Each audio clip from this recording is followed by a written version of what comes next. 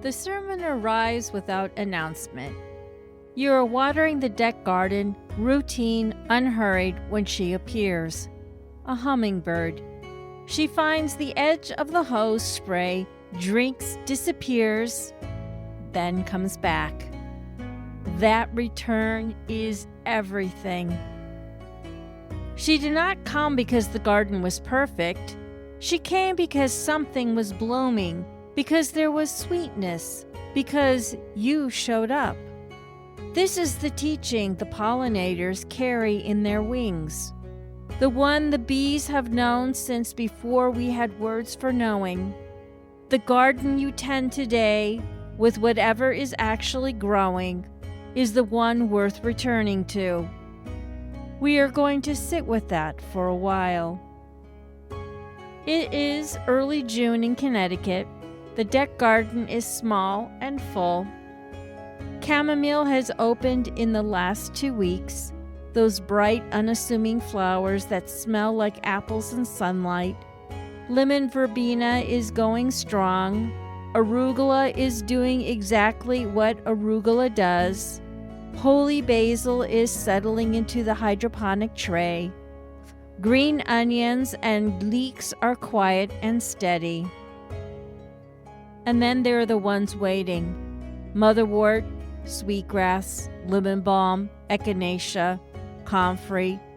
Plants standing in their nursery pots, biding their time, destined for a piece of land in Vermont that is not quite ready for them yet. There is a particular kind of love in tending something that hasn't found its home ground yet. If you know this feeling, I imagine, the dream that is real but not yet planted, the project waiting for the right season, the self that is rooted somewhere you can't quite reach yet. The garden holds all of this, and that is what makes it holy. If any herb has earned the title of here herb, the one that calls you back into your body and this exact moment, it is chamomile. Matricaria chamomilla. The name comes from the Greek chamomilion, meaning earth apple, named for the unmistakable scent of warm, sweet apple blossom skin. For centuries, old world gardeners called it the plant physician. They noticed that if a neighboring plant was drooping or failing, planting a bit of chamomile beside it would revive the soil and nurse its neighbors back to health. It grew low and close to the walkways, earning a reputation as the herb that thrives the more it's stepped on, a gentle reminder of resilience. As a nervine, chamomile gentles the sharp edges of an anxious day. It soothes a clenched stomach. It coaxes sleep when the mind refuses to quiet. The old English herbalists used to say chamomile was the premier remedy for fretting.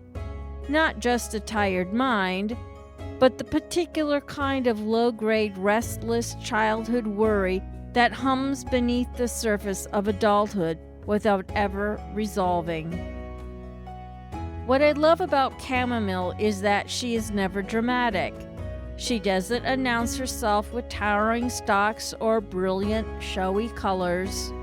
She simply does her work day after day, bloom after bloom, and trusts that showing up steadily is enough. You could make her into a tea tonight. Steep a generous handful of fresh flowers or a teaspoon of dried ones in just below boiling water for 10 minutes. Keep the mug covered while it steeps so the precious calming essential oils don't escape the steam. Add honey if you like. Sit somewhere where you can see the sky change.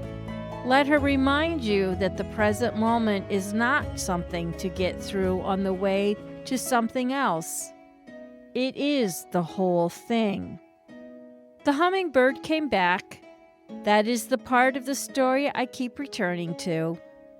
She didn't come because I had the most impressive garden on the block. She came because something real was blooming, and it was there, and I was there tending it.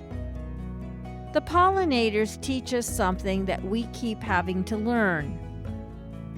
They go where the flowers are, not the flowers that might bloom, not the garden that will be ready someday, the ones that are open right now. There is a particular kind of grace in accepting this, in releasing the fantasy of the garden you haven't built yet long enough to really see the one in front of you. What is actually blooming in your life right now? What have you been watering faithfully, without necessarily realizing it, that might already be worth returning to? The sermon isn't in the perfection, it's in the showing up. In exactly 2 weeks, we cross the threshold, the summer solstice. Letha arrives on Sunday, June 21st, and with it comes the herb I have been waiting all season to talk about, St. John's wort, Hypercarium perfortium, the herb of the longest day. She is waking up now along sunny field edges and roadsides, not yet blooming, but close. When she opens, it will be within days of the solstice, as if she has been tracking the light all along. I have her on order. She will have her own episode, a full one, unhurried, where she can sit with the mythology, her medicine, and what she has to teach us about standing in the light even when it asks everything of us. Until then, tend to what's blooming.